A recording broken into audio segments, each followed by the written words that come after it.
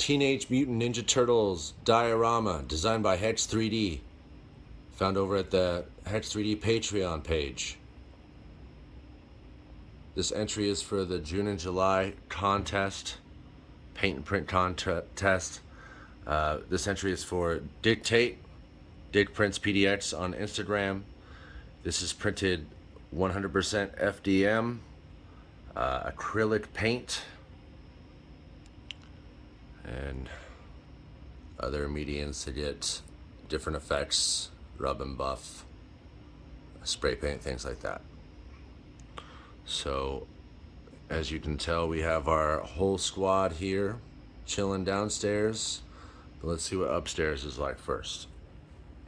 Now the transition I made to be more like a movie transition, or that's what I was going for, where you would go up into it, because the street view is more that transition. It's not actually a chunk broken away. Otherwise, I think they'd be acting a bit differently. So you can see tire tracks on the road. Oh, and look, skid marks. Now, my interpretation here is that these lines going into a dumpster is pretty odd. So this has got to be the deployment of the turtle battle van. And those skid marks are left by that. That's why they're so large compared to the road size. And then we have our waste management green dumpster with our proper stickers. I think they need to be replaced. And then DP is for Dick Prints. And then we have a year down here. You can kind of see it, 2021. We have Purple Dragons, which was a common art on a comic book cover. And on the other side of this gunky garbage pail, which was a extra print, we have that little guy down there for Hex3D. And I can't remember what all that phrase is, so probably screenshot that and look it up. And the Foot Clan with the Foot Clan symbol. I can't really see Purple Dragons down there. And the fire hydrant, typically in New York, there are two colors, black and silver, with yellow being an older color for special use fire hydrants by the fire department. So I went with yellow because I like the color, and it was more unique. As we transition down, we find that that's not just a fire hydrant, but a telescope. I went with the orange on the telescope, just kind of for the old toys. All the little accessories like that were all orange. And you can see it's not flush.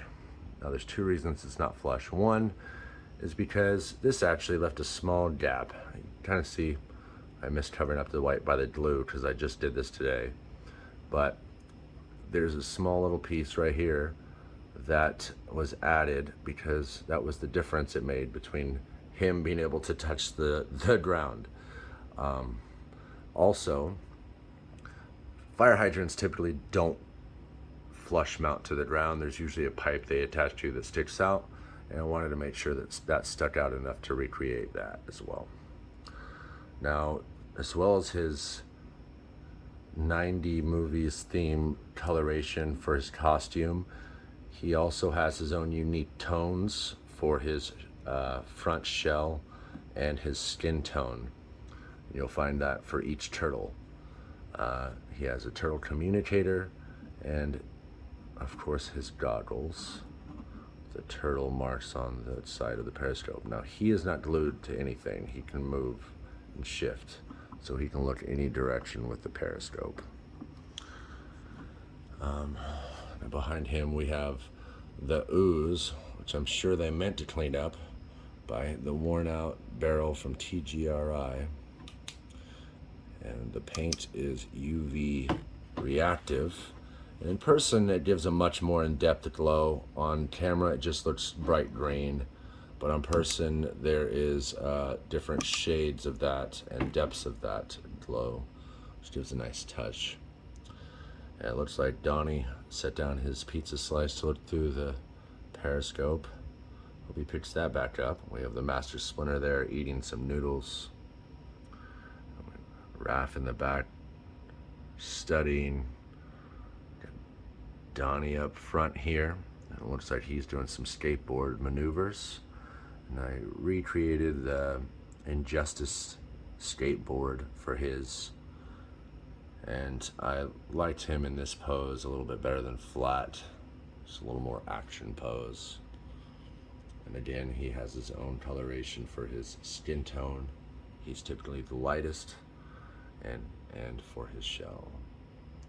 Now back here we have Leonardo doing some training I should say, on one of those old dummies. Now that's a fighting dummy. Now I'm seeing on video it looks a little more tan instead of orange, but you can see they've left some footprints and handprints where they beat him up, and they spray painted his head to look like a Foot Clan soldier with all their little bullseyes. And then you'll notice that Leonardo is probably the dirtiest of the bunch, so he puts in the most work. And he also has a pizza slice he decided to set down in order to do his training. These are buttons for my switches. These are resized pegs from the top that I sanded down to round out a little bit. This is an additional switch that is for the TV by itself, so that way it is not entered into the contest. This is for the overhead lights. So I'm not pushing it down all the way just so I get instant, but it's a latching switch. And now I know the TV does kind of look like it's on with the glow. That's more of a reflection. I'm going to turn the TV on just to show that it is not actually on right now. So that's much brighter on camera than it is in person, but I just want to make sure that it's clear that that is not part of the competition entry. All right, so we can kind of see Raph and Splinter and everything else, but let's go ahead and take this top off and get a little better look.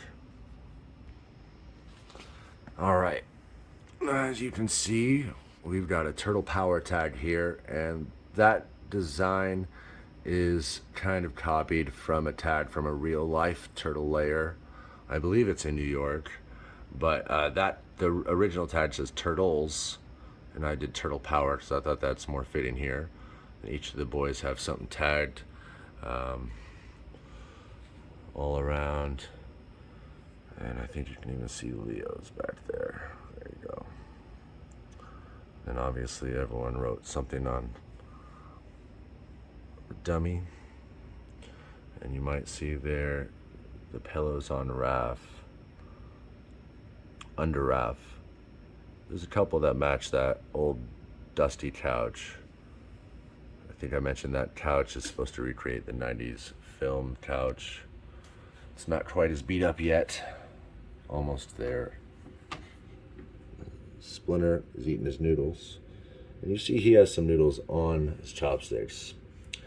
Now, there's a backstory here. One of the chopsticks broke while I was finishing it, and the glue I put on there was just too much, and I didn't want to sand it down and break it again, so I added more glue to recreate some noodles on his chopsticks.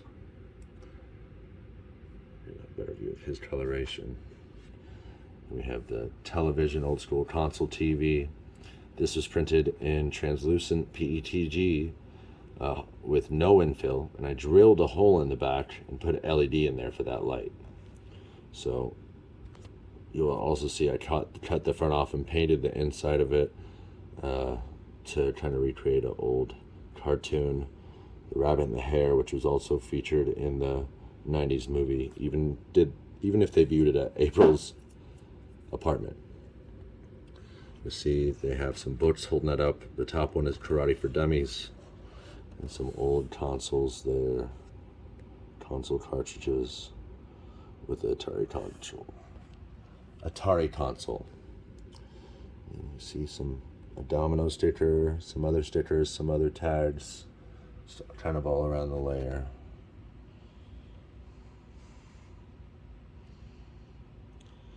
Now we get close in on Raph. I'm gonna have to turn my flash on. Alright, so you'll see on the inside of the pipe there's also some tagging, and that is a recreation from an actual training manual from the 90s that they released for kids, and it's from a page that actually looks like what he's trying to practice in your design. So I'm not sure if you use that as a reference, but it was a great reference for this specific moment. So I stumbled upon it and I thought I'd use it. So one more time with some flash.